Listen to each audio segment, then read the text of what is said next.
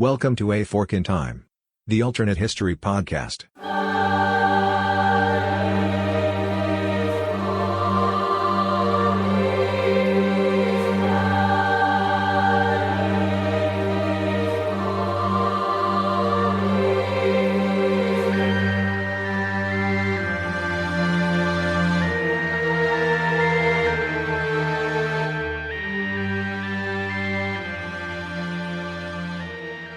Welcome back to A Fork in Time. Actually, this is a very special Halloween edition. And we're going to try to make sure that it's not like the ill-fated late 70s Star Wars Christmas special, because we all know how that turned out, although it is still gold on YouTube. But I'm joined today by Eric Bond, who is the brains behind the thought for this episode. So, Eric, I'm going to let you say, in Chris Coppola words, hi to the good folks. Well, you don't have to say that because that's his line and you'd be stealing it, but say hello and then get us rolling here. We'll jump right into it. Well, hello, Don, and hello to all the good folks out there. So this has been an idea that's been boiling over in my brain for ever since I started recording with y'all. And I'm really excited to finally bring this to the masses with you today. Cool. Yeah. So, Don, do you have any Halloween traditions that you love? Halloween is actually not my absolute favorite holiday. So I don't have a lot of deep traditions. We've normally done fall festivals or fall events, either at our church or in the community, things like that. When I was a kid, a couple of friends of mine that I grew up with that lived very near to me, we would all go trick-or-treating together, the three or four of us. So that was when I was a kid, that was the understood norm. But I don't really have anything that I would call a deep, long-standing tradition. Mine is just getting a sugar rush and then falling asleep, typically. So that's as good as any tradition I can think of right then and there. Absolutely. But I thought maybe since I started working with y'all, I could do something a little bit more speculative.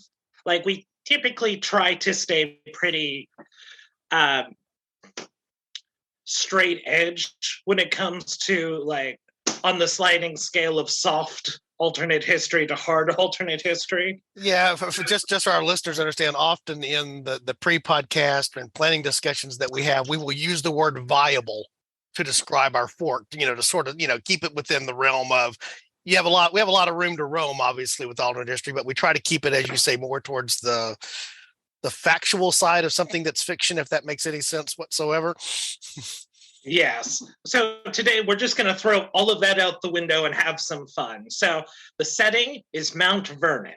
We're going to be covering the time period of December 12th through December 14th of 1799. And I want to ask you a quick question, Doug. How did George Washington die?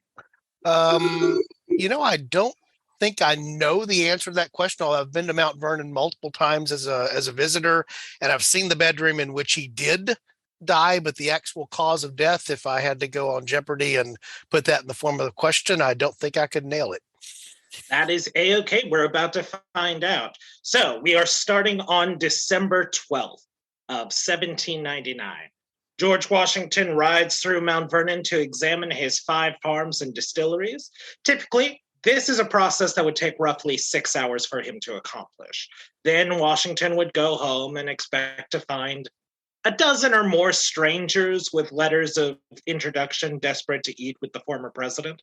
In fact, in 1798, the number of strangers who would show up over the course of a year by Mount Vernon's estimates was 677 people. Wow. George Washington would make a note in his diary if nobody showed up. That was the unusual event, if no one was at the door, right? Exactly. In a way, Washington had been used to such experiences in the White House. You could schedule a meeting, find the general posed by the fireplace with a sword, exchange a few polite words, and then you would let the next gawker in. It was very much more of a zoo show than really meeting the president. It's like, oh, a president. We've never seen one before. I wonder, he doesn't like to be touched. Let's move on. Let the next family in. Oh, they brought a baby. I guess they have to take them out somewhere. But December 12th, though, was a day marked with both snow, frozen rain, and hail, which considerably slowed Washington's progress through his various properties. Washington returned for dinner sopping wet in his clothes and refused to change for the sake of making his guests wait even longer. He did not want to keep them waiting. He was a gentleman, first and foremost. So they have dinner. They are attended by slaves. It's a lovely time for all of them, I'm sure. I don't really know. Yes, Saru, I'm aware I was making a poor taste joke. That's my cat. So that takes us then to December 13th. Washington wakes up. He reports that he's feeling a little weary to his secretary, Tobias Lear, who is also a colonel. Very strange to have a colonel also be your secretary, but these were the olden times. But anyway, Washington felt well enough to go out and order a clearing of trees from his property. He was later that evening too hoarse to read the paper aloud to Martha Washington, which apparently was a tradition they had. I don't know if he was just keeping a tight lid on her literacy, but to prevent her from getting ideas like Abigail Adams was. Or if he was exercising some form of editorial control, right? He's like, yes, it says here George Washington tops. He would have had something more akin to a British Virginian accent, which I don't even want to imagine. That's the real horror story we won't go into tonight. There you go. So this takes us to December 14th. Washington summons his personal physician, Dr. James Craik. He had been Washington's physician for 40 years at that point. And he wanted to tell Craik that he had a sore throat and difficulty breathing. Now, like many a sick husband, Washington decided to ignore Martha's sound medical advice and do something stupid against his wife's wishes, which takes us to our pop quiz. You thought you were safe, Don, but I put a pop quiz in this. So, what was the stupid thing George Washington wanted to do? Again, this is for a sore throat. A, get flogged 10 times with a switch to sweat it out. B, bloodletting via cutting a vein to either his elbow or his knee. C, having his dentures removed and gargling with lamb's blood. D, swim the Potomac with John Quincy Adams. I'm going to eliminate D because it seems unlikely for a number of reasons. I thought we were going to get to an E, all of the above potentially. So, but apparently we didn't get that as a choice. Strangely enough, I'm going to go with the gargling of lamb's blood. Ooh, unfortunately, that is incorrect. The answer was B, bloodletting, by cutting a vein in his elbow or knee. Well, bloodletting would have been my logical first choice, but this was one of those things where it's like, don't go with the obvious. It's probably not the obvious. I understand entirely. And funny enough, Grace answered that same thing. I tested all of the pop questions out on her. So, per the advice of signer of the Declaration of Independence and a close friend of Washington, Dr. Benjamin Rush, Washington was a longtime advocate of bloodletting to balance the 4 humors of the human body, these being, bile, blood, phlegm, and mucus, if I'm remembering correctly from my studies of Greek medicine.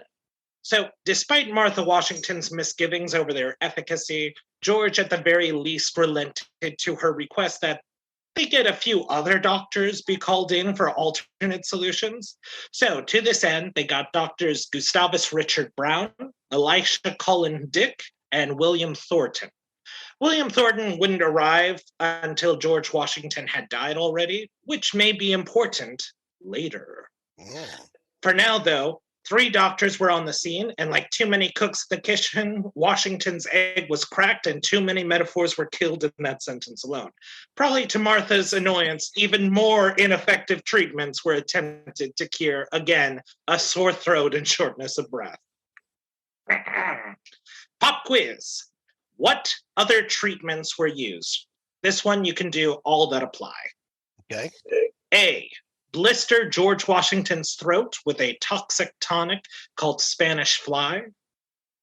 B, pour molasses, butter, and vinegar down his throat. C, induce vomiting with mercury-infused chloride. D, enemas. E, even more bloodletting. I'm going to go everything except to the next to the last. I'm going to guess if enemas were in the solution, they were at least in the wrong part of the body. Nope, it was also enemas as well. Everything above. Wow. Yeah, they tried all of the above. Again, this was for a sore throat. Now, in an age where the common life expectancy in America was 50, George Washington had been a surprisingly energetic 67-year-old. He had promised Martha to at least try to make it to 1800. He would not. He was close, but Yeah. mostly going close. Yeah, probably from the exhaustive malpractice being visited upon him. After the fourth bloodletting, which within 12 hours, George Washington is theorized to have lost about 2.365 liters of blood, which roughly equates to 40% of his total blood supply. This would also work out to about 79.97 fluid ounces, filling a total of 4 3/4 standard Arrowhead water bottles. Wow. Yeah. So if anybody's drinking an Arrowhead water bottle, now you can think about that. Now, knowing or maybe praying the end was near at this point, Washington turned to Dr. Craik and said, "Doctor, I die hard, but I am not afraid to go. I believed from my first attack that I should not survive it. My breath cannot last long." I don't know why he was played by Katharine Hepburn, but that's the choice I made. He still had breath enough for a few hours more, though, and got about settling his books with Tobias Lear. George Washington arranged for the 123 humans he personally owned as slaves to be freed, though this would not occur until a year after his death in our timeline. To give you an idea, they had about 300 slaves, half of whom were George Washington's personally. He got his first slave at the age of 10, which is a very weird family tradition I don't even want to spend that much time contemplating. And the rest came from Martha and her first husband, Parcustus. Now, he did have a very particular wish for his corpse. So, what did Washington want for his corpse after death? A, that he never be revived via the use of magic or technology. B, that before he be laid in state, his dentures be cleaned out and set with the teeth of one of his younger slaves, Cadmus Davis, who is the half-brother of Oni Judge. C, that they send his personal apologies to John Adams for mistreating him when John Adams was vice president. D, that they keep him on ice and unburied for 3 days. I'm going to go with C because it sounds logical, but nothing about this is going to be logical, I can tell already. No, he never wanted to apologize to John Adams. He felt John Adams deserved everything he got because George Washington was kind of a jerk. I'm sorry, I know he's the founding father of our country, but really, he was a jerk. If not for the slavery thing, he definitely did not treat John Adams well. One time, Hamilton bet Henry Lee that he couldn't slap Washington on the back. He promised him dinner if he did. So Henry Lee walked up next to Washington, put his hand on his back and said, "How are you, General? You doing well?" And George Washington stared him down until he stopped. And the key thing there with Washington, the thing I remember most about early descriptions of him physically for that era as well, he was a tall. So staring down was the correct way to describe that, correct, for almost every man? Yes, pretty much. Well, that was what John Adams, he wrote a list one time, I think while he was president, listing out George Washington's good qualities, which was he's handsome enough, rich, knows when to stop talking. And that was about it. No love lost. No love lost. But Washington was deathly afraid of being buried alive. This was a pretty common fear up to the 1900s. There were at times special plots devised with a bell, so it could be rung should anyone wake up from a longer than normal nap 6 feet below, which is wild to think about. But that was also the time where we turned up bodies to see if they were vampires. So, Yeah. So Washington then asked if Tobias Lear understood his wishes. Tobias, according to his records, choked, but not as much as Washington probably, with emotion and could only nod. Washington then asked, "Do you understand me?" Tobias then said, "Yes," and Washington's last recorded words were, "'Tis well." After returning to bed, Washington's feet were blistered by his medical team, and then he died. That is a casual throwaway sentence in the narrative. It's just something in and of itself, right?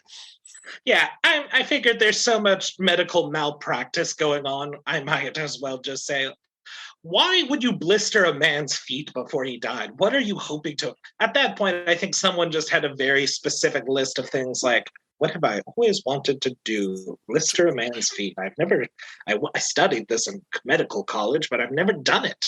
I guess it's a dang good thing Adams wasn't there. Who knows what Adams may have wanted to have done. So there you go. It could have been worse.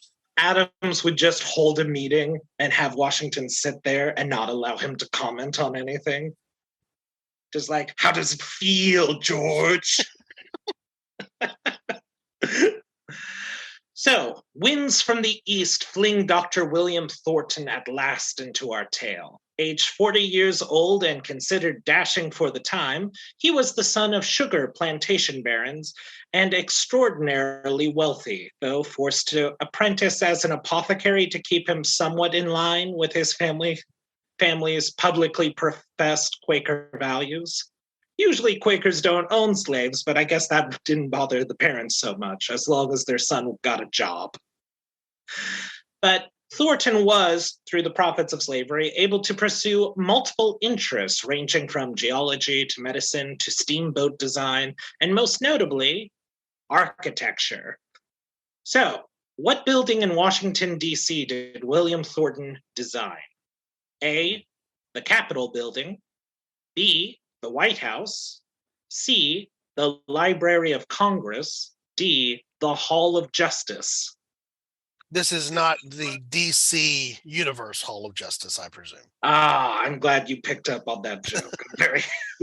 I was very pleased.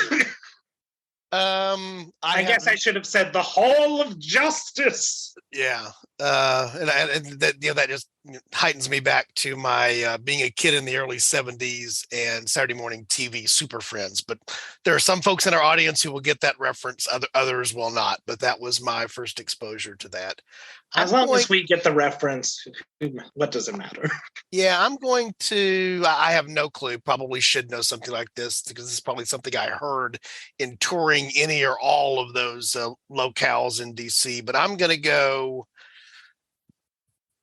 I'm going to go White House.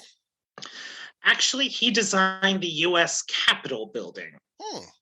Yeah, he won a design competition that was held for it and won $500. He was actually listed as the first architect of DC.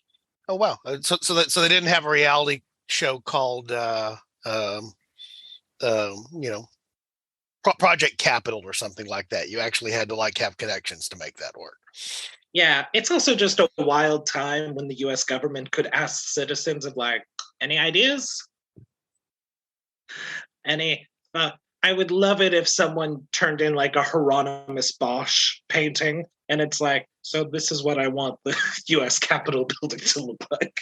I actually did not to chase a rabbit too far, but when you mentioned that, we're talking just about architecture in general. I watched one of the YouTube channels that I watch frequently this past week. It's called Top Tens, by the way, for those that are familiar with it.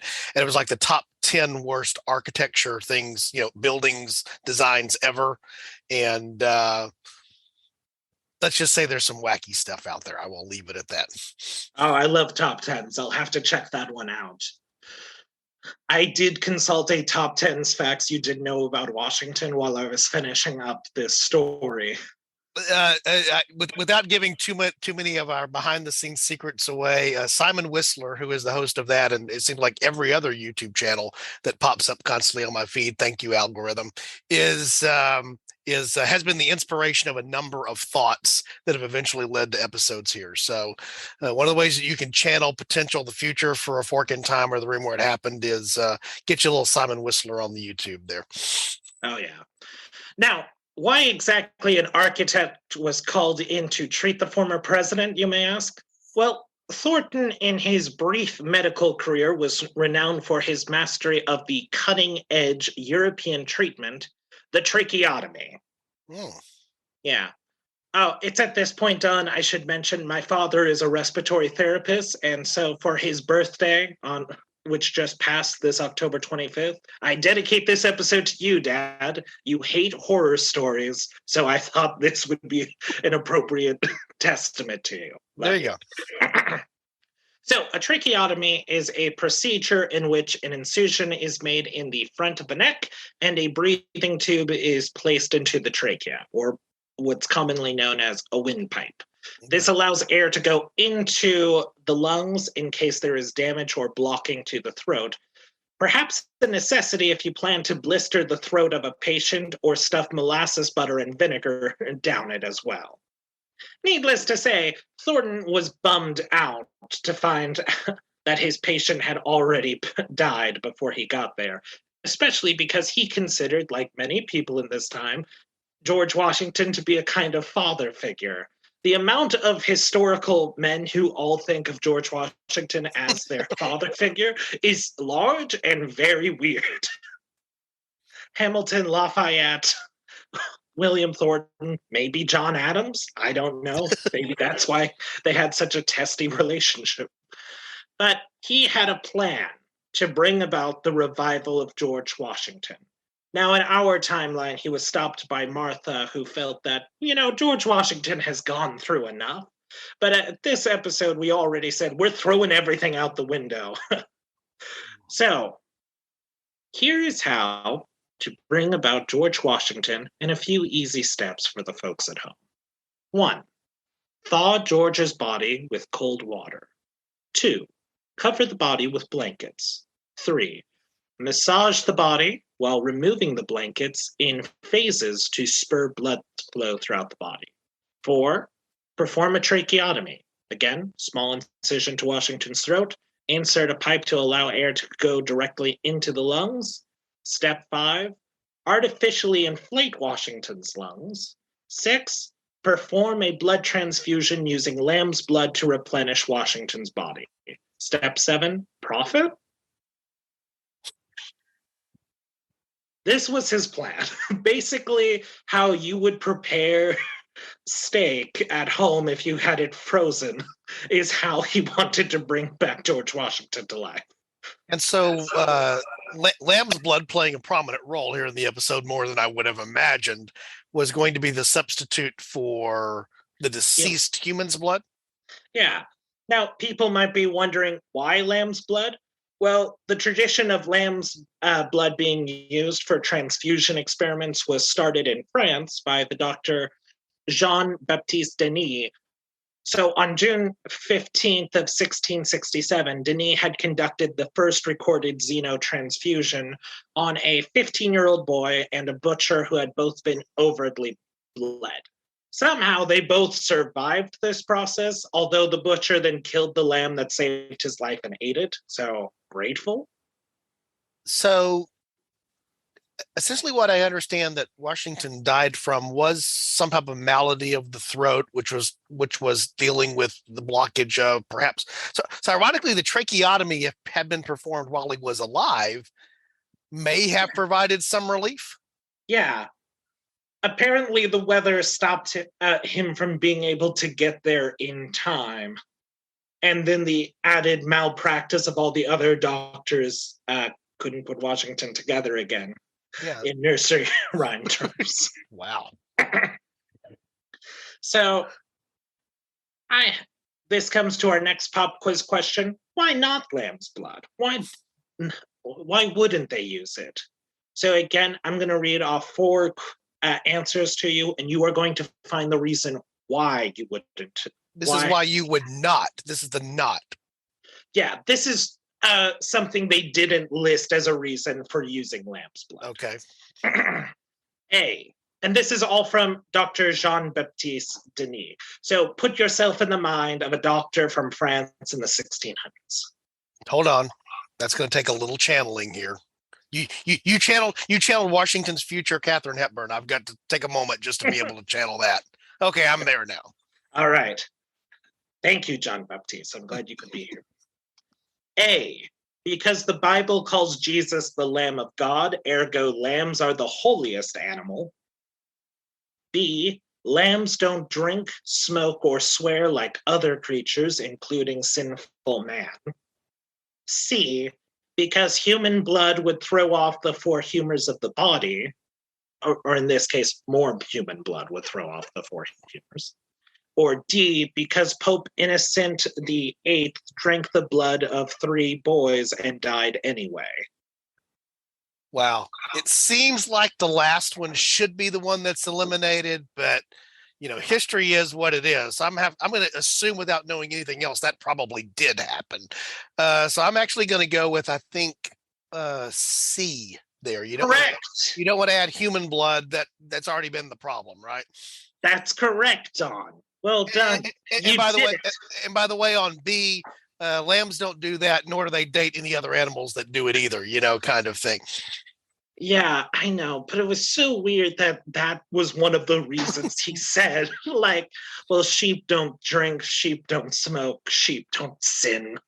Well, and by the way, that was not my answer, but that was obviously my channeled Jean-Baptiste answer, so that's why I was able to get that correct. Of course. A fun fact, later on, Denis was implicated in the death of a man who he administered lamb's blood to, but that's another story. So this brings us to the afterlife of George Washington. Washington comes back to life, but he's unable to speak due to his tracheotomy. There is some speculation that he was dead too long to regain full control of his faculties.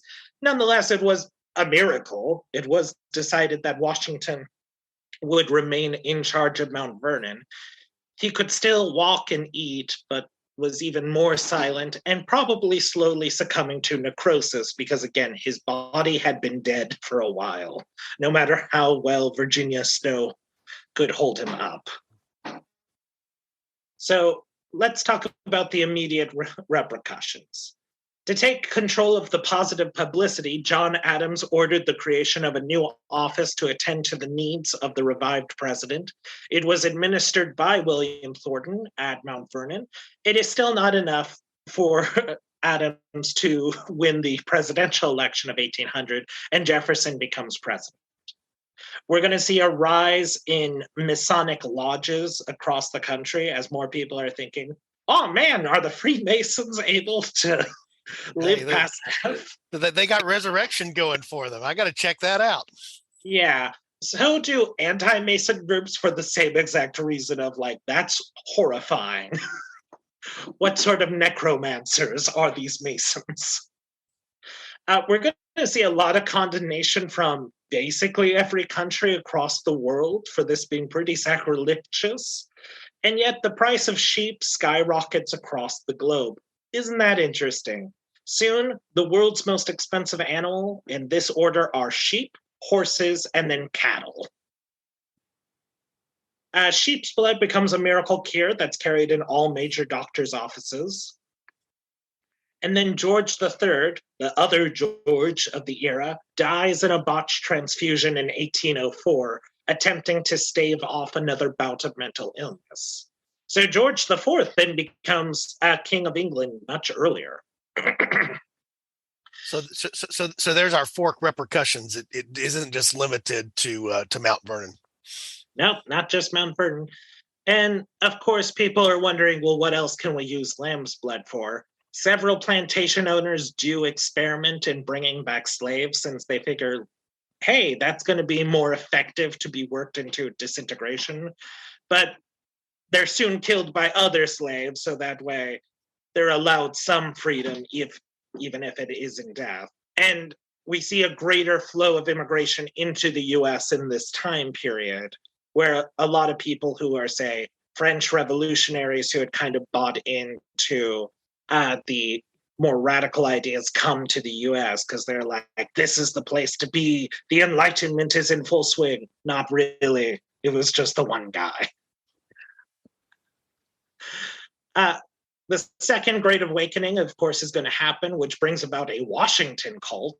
So the Willerites, under the leadership of William Miller, believed George Washington's revival was key and would lead to another great disappointment in 1843.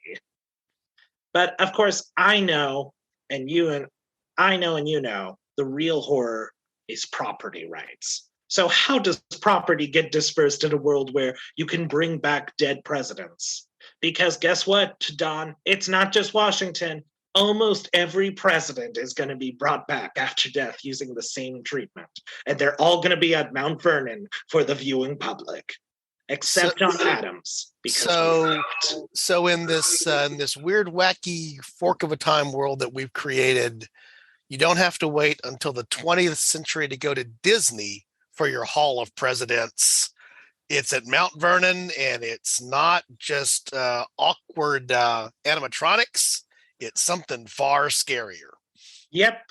And it's a really good thing that William Thornton was also an architect, because he soon starts applying plaster to the presidents in order to fill them. If you've ever seen a Cyberman from 1970s Doctor Who, where it's just the mask and then you can kind of see their mouth moving behind it, or Box from Logan's Run, that's pretty much what we're looking at here. Wow. So let's take a moment to just appreciate that image. That's we said all rules were off here, and we were having no boundaries.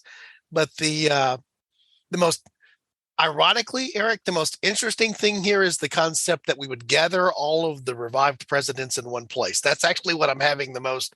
It makes sense, but that's what I'm actually having the most difficulty, and yet at the same time fun getting my head around, is this idea of the what are you doing? Well, we're going to Washington. Well, of course you're going to pop down to Mount Vernon and see you some half plastered resurrected presidents, because everybody's doing that. Oh yeah, that is probably like a big tourism boom. Washington DC becomes an even bigger tourism town. Yeah, like I said, it's Disney way before Disney, just in a bizarre, weird, Halloween-y kind of way. Yeah, well, there's something that gets even worse, and this becomes one of the big debates of the time. So because they're brought back to life, do they still own property? This becomes a big thing with Una Judge, who I mentioned earlier. She was an escaped slave of Washington's, who he still was trying to get her to come back to the plantation. She married a free man of color who was a sailor, and they had moved to Connecticut, where Washington couldn't get them. And he would write her letters saying, Martha's very upset that you would leave her. And she's like, well, I'm free now, and I got 2 kids who would technically be enslaved. Also, her father was a white indentured servant. So these whole rules that we have about who is a slave and who is not a slave seem very irrational for a supposedly rational republic. And this would just be a back and forth. So what I gather from what you said, Eric, in this proposed hypothetical, man, I got so many things running through my head. Westworld / there's all kinds of stuff just happening here in my head. Is it Westworld or Washworld? Well, we may have just landed on our title there, but for this episode. But in your scenario here, and again, this is all whimsy and throw to the wind, which is what I like about it. How long do these reanimated figures, that now this question is around? You mentioned that can't talk, but obviously are still alive, still have the ability to eat. And is it eternal as far as we know at this point? Basically, as long as there is a fresh supply of lamb's blood to give them regular transfusions. That's kind of the most logic I put on it. Of like, well, yeah. Hence the value of lamb's blood. Hence massive breeding programs. Hence lamb's blood futures, all the things that go with, to borrow a science fiction reference, I know enough of our listeners with this. It's not that the spice must flow, the lamb's blood must flow. Yeah. Or, and in other words, like in trading places, it's not orange juice futures, it's lamb's blood futures, babe.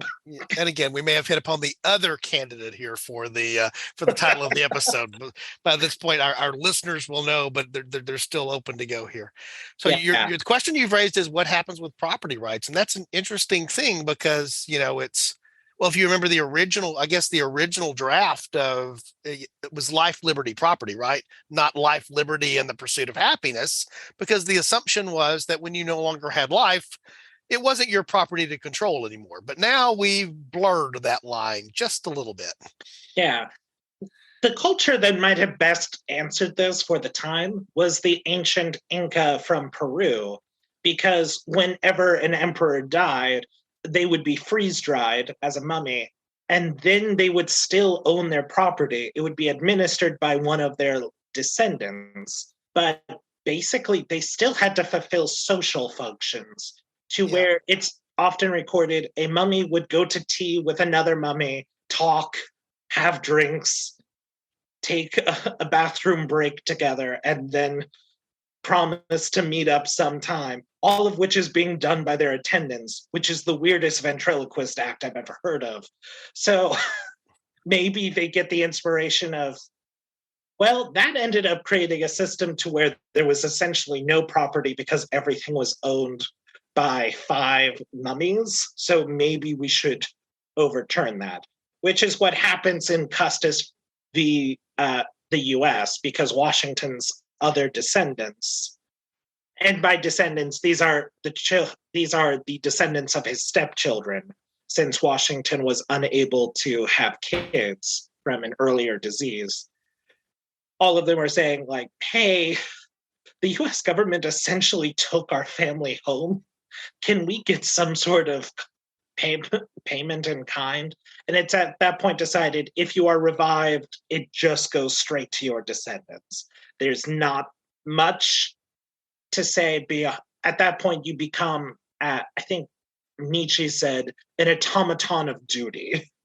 You are now belong to the state. Yeah, it's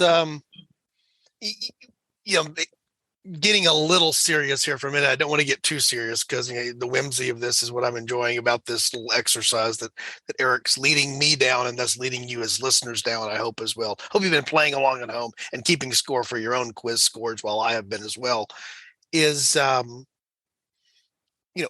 property and how property works has long been the question of civilization, right? I mean, one of the reasons that geometry, as I understand it, and trigonometry and other types of things get developed in post floods like the Nile or in the Fertile Crescent, is after that flood happens. Now you got to figure out again who owns what and where is it. So you plant this thing and then you take some measurements off of that using a little geometry there. So who has the property, the state or the individual, goes about as far back as we know civilization goes. So why would it be any different in a reanimated Washington world? Yeah.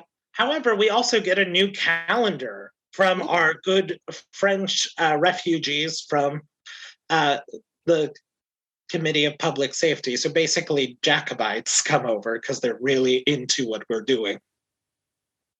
And they decide to create a new rational calendar, starting with Washington's revival, which we now call the Baptismata Regressus.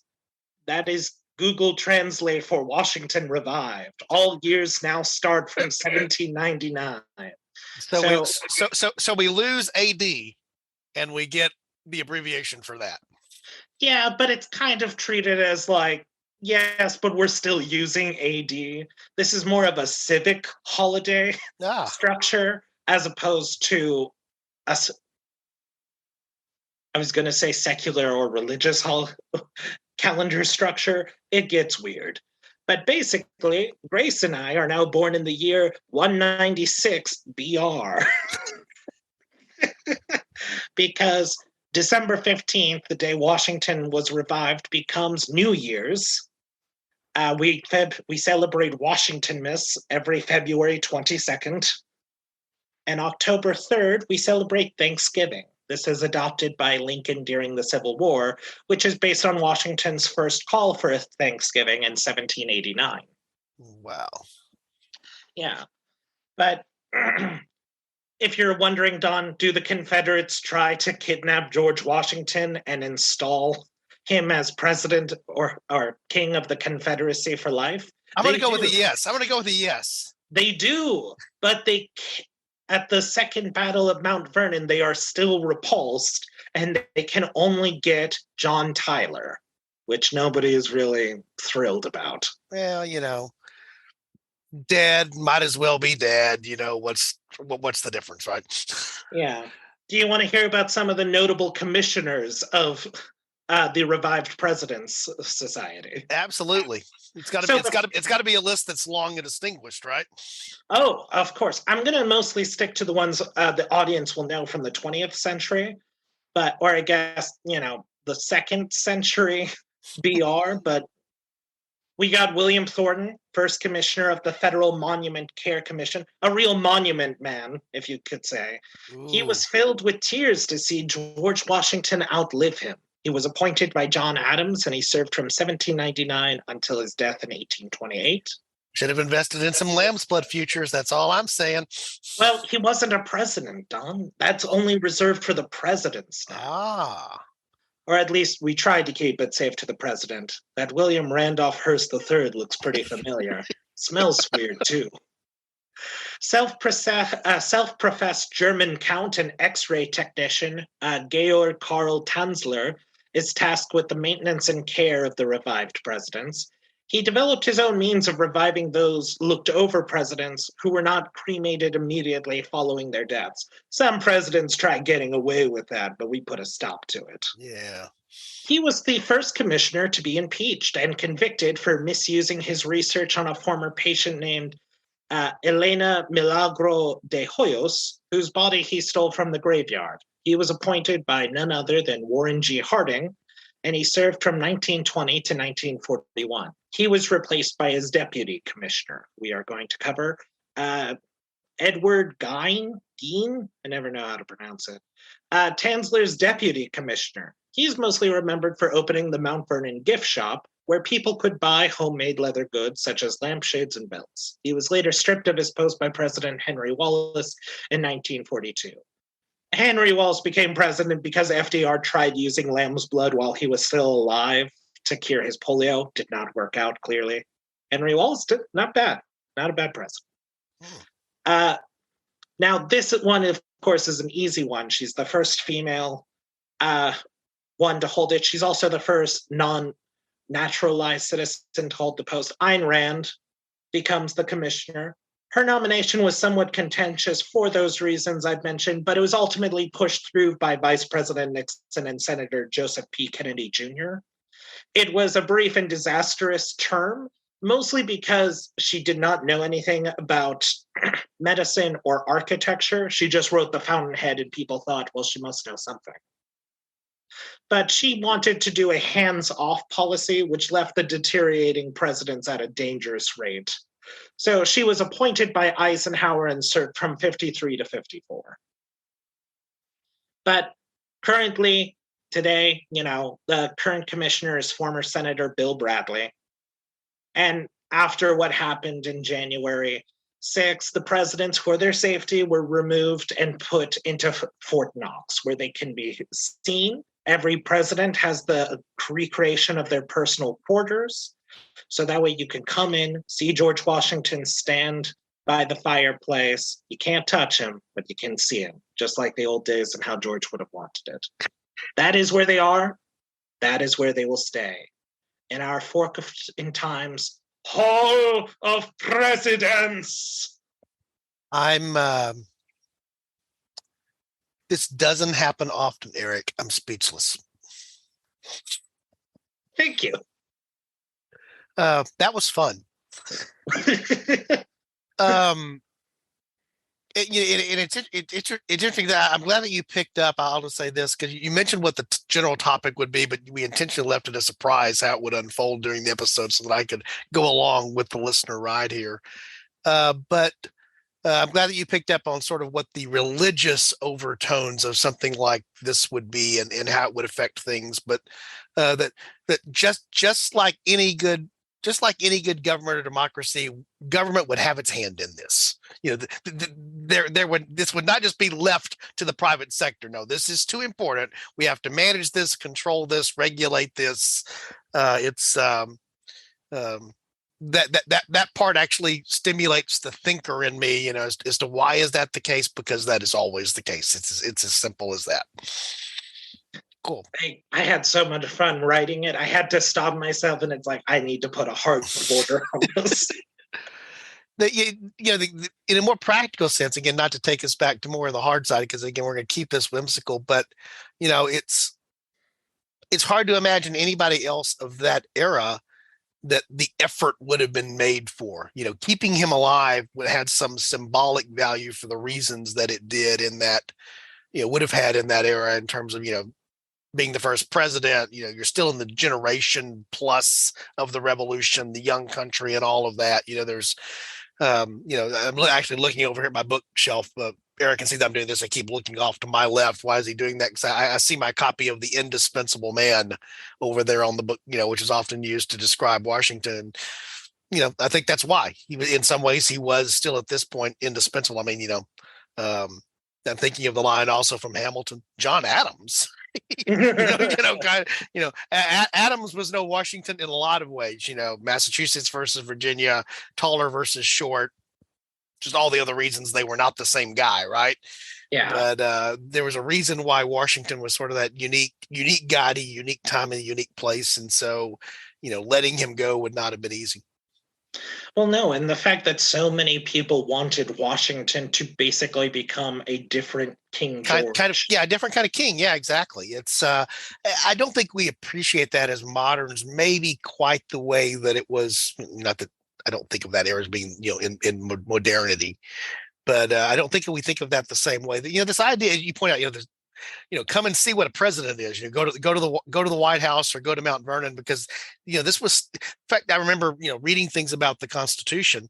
What are we going to call this job? What are we going to call this office? When we think of president now, it's a very different era that goes with that title than existed back when that was what was chosen by the founding fathers. It didn't carry the quote unquote presidential air. What that means now, it just was not the same. There were presidents, but not of countries. Right.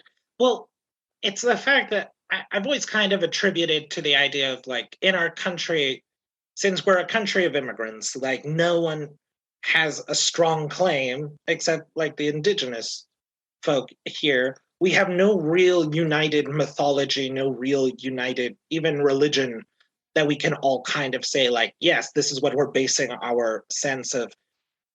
When I say nationalism, that 19th century idea of nationalism, we don't really have that, but we have the founding fathers and we have this idea of revolution.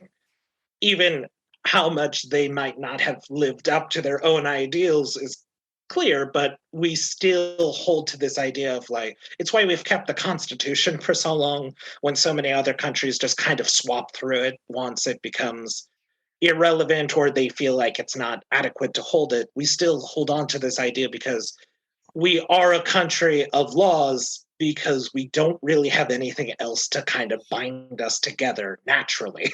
Yeah, I think that's actually a very insightful, deeper point, Eric, which is that the other word that popped into my head while you were talking there was we're a nation of aspiration, even if it's not realized aspiration in a lot of ways. And but you're right, it becomes, in fact, the term that I've used before, I think I used it on an episode here in the last couple of episodes. There's this idea of an American, almost American, that is our American mythos, because we don't have the other, the other absolutely common shared, yes, generally a deist Christian basis to a degree, but even the nature of, the groups that came to become America were, the separatist, disparate parts of that. So even that's not fully, while it's agreed, it's not fully agreed, even while it's being agreed. And hence the amendment that you get that says Congress shall make no law establishing that. That's actually there in the Bill of Rights for the reason that it is. But I think you're right. I think it is an interesting idea, and and again, mythic is the word that I would use. Washington becomes a mythic figure. And so this idea, if you could have some place to, where you could go see the reanimated, whatever that looks like, plaster-faced Washington, people would make that trek. And I'm not just talking in the early 19th century. People would be making that trek today now to Fort Knox. Yeah. And I feel like that would become like almost a holy spot for American civic life, to where I'm sure we would get some president who said, I went to there and I heard Washington said to me, 'tis well. I had a vision of him. Yeah. Say that. I can certainly believe that. Yeah. Anything else you want to hit on before we close it out, Eric? Only that I was finally able to figure out a structure for this when I figured George Washington, our president now and in afterlife, has kind of kept the same job. He poses, he stands there, and people pay to come and see him. There you go. The Washington on the one and the Washington at Fort Knox sort of serve the same purpose, right? Yep. Cool. Eric, I appreciate you doing this. I mentioned to Eric off podcast before we started recording, because we had some difficulty getting lined up with everybody this week and making this happen. He was persistent about this, and I think it is a great thing. We're going to release this episode. Those of you already know this because we did it, but this is the future for us. We're going to release this on October 31st because we think it fits for that as sort of a special release. So I appreciate what Eric brings to the podcast, because he does bring a different flair that we don't always have with the rest of our team, and that's a good thing. And I've said this before, and I'll say it again. Eric is by far the most structured of us. If he's going to be on a podcast, we're covering a topic. We're getting Eric's notes before we get there, and that's always a good thing. I didn't have that benefit this time because it was intentionally designed for me not to have it, so I missed them. I do want to mention, if you've enjoyed this or you have some other ideas about what this would be, we have a place for you to go and interact with us now that's beyond just sending us an email or giving us feedback at the website, which is always welcome, www.aforkintime.podcast.com. But we also have our Discord servers. There's a link in the show notes and also on the podcast site. And, we don't have hundreds of people there yet, but we have dozens of people that are there that are exchanging ideas, and we have fun conversations around this. And we do really welcome. I've really enjoyed, since we've had that up and going now for about a month and a half, to have a place where the feedback comes from our listeners that's a little bit more in real time. And also what's cool about that is I would see, and Alexis would see, like forms that were completed on the website or emails that were sent, not everybody on the team would see those immediately until I forward them. When it happens there on the Discord server, it happens in real time and everybody can jump in, listeners as well as the team. And I like that part as well. So if you haven't checked that out, check that out. We're starting to have some fun there. We went way down the Star Trek rabbit hole after set phase 2 to Zahn a while back. And we discovered we may not even be the nerdiest, geekiest, science fiction-y people in our circle on the team. There may be even more out there as well. So good stuff there. Eric, thanks for doing this. I'm just going to also mention to our, because this also is a plug for some of our less whimsical things. We talked about the Constitution there. We are working on getting the next phases of our ongoing series with the team, but also with Bo Breslin on his living Constitution thing. So in this case, we talked about a living Washington. There is a living Constitution in reality to a degree, or the idea that Bo Breslin has there. So look forward to that. If you haven't checked out those on The Room Where It Happened or A Fork in Time, I really recommend those. Those are, I think, are good episodes and covered a lot of good things. We had like legitimate people on that beyond the team, which also made it fun. So Eric, I'm going to give you one more chance. You have anything to sign off before I sign off? And if you do, now's the time. Only that if you see A Fork in Time, don't revive Washington. Just let him be. So I like that. This is our take. Is sometimes when you see the Fork in Time, let it go. Just let it go. Sometimes dead is better, to quote Pet Sematary. That was a terrible impression, but this is the episode. And Eric and I will talk off podcast as to why Katharine Hepburn got shelled, but that's neither here nor there. All right. So on behalf of Eric Bond and myself, we just want to say thanks again to you, our listeners. check us out next time. It will be something different. That much we can guarantee for sure. So have a great day, guys.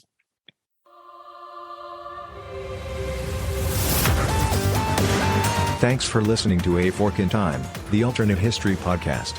Learn more and provide feedback by visiting our website at www.aforkintimepodcast.com. Connect to us on Facebook at facebook.com/aforkintime or follow us on Twitter at AFIT Podcast. If you want to support the show financially, visit our Patreon page at patreon.com/aforkintime. We hope you will join us next time.